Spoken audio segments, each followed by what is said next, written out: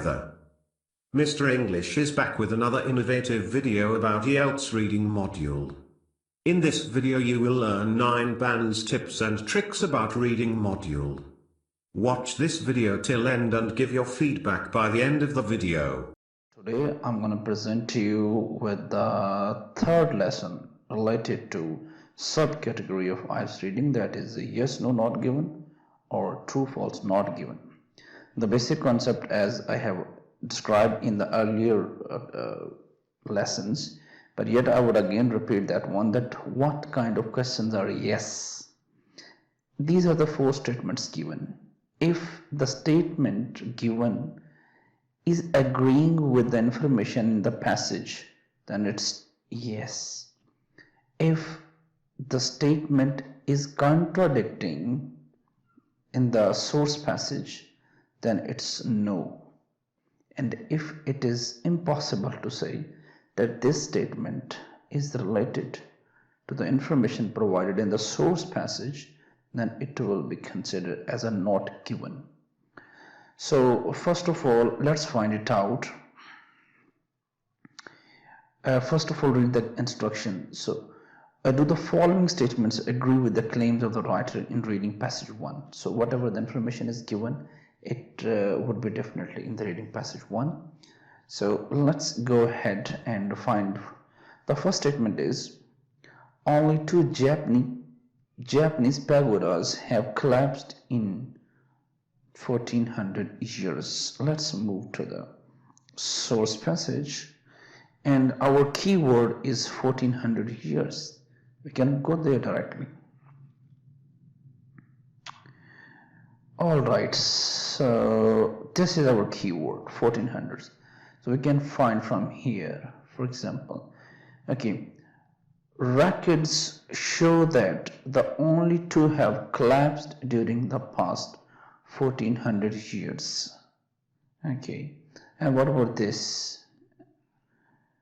Alright, how have Japanese tallest and seemingly flimsiest old buildings, 500 or so wooden pagodas, remained standing for centuries? It's a question, it's not a statement, but yes, it's about the records. It's a affirmative statement.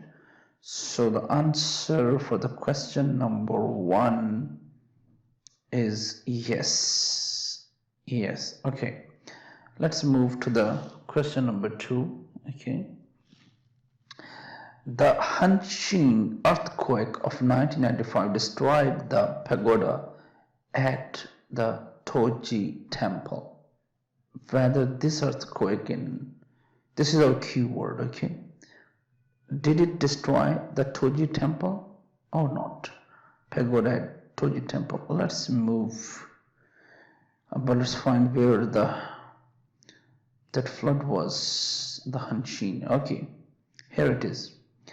The disastrous Hanshin earthquake in 1995 killed this much people, toppled elevated highways, flattened the office blocks, and devastated the port area of Kobe. Okay, so yet it left the magnificent 5-story pagoda at the Toji temple in the nearby Kyoto unscathed. It means this earthquake leave this pagoda, 5-story pagoda at Toji temple, unscathed. Unscathed mean did not affect, did not destroy, but the question statement is destroyed. So actually, technically, this answer is no. Okay, we can put the answer no because this information is contradicting the source passage.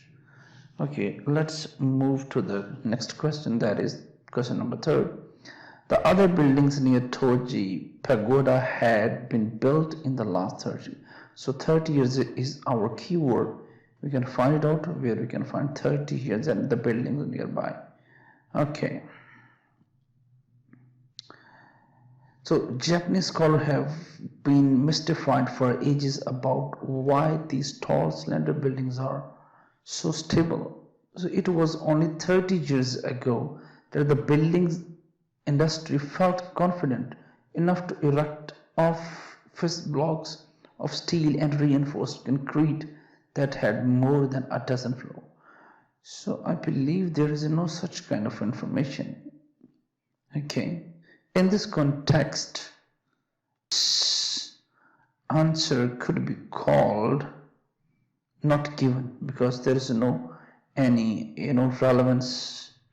One cannot say that this is even related to just 30 years, and it is being discussed in another context, not the context given in this question number 3. Okay. And the last question is, the builders of the pagodas knew how to absorb some of the power produced by severe weather conditions. So severe weather conditions and absorbing some powers. So the builders of the pagoda knew. Okay. So in this context they have prepared. Okay. So what if we scan the passage and find about weather conditions or like this? Maybe we will be able to find it out. Okay. When the pagoda reached Japan, however, its architecture was freely adapted to local conditions.